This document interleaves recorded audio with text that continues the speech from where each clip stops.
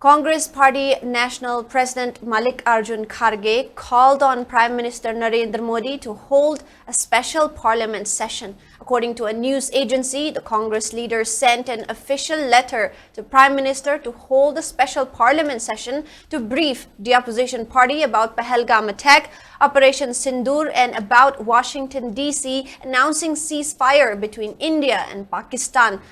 Congress Party leader Supriya Srinath also calls for a parliament session to brief opposition about how U.S. President Donald Trump announced a ceasefire before the two countries officially announced the news. She also questioned the Prime Minister and BJP on why did U.S. intervene in India's internal matter.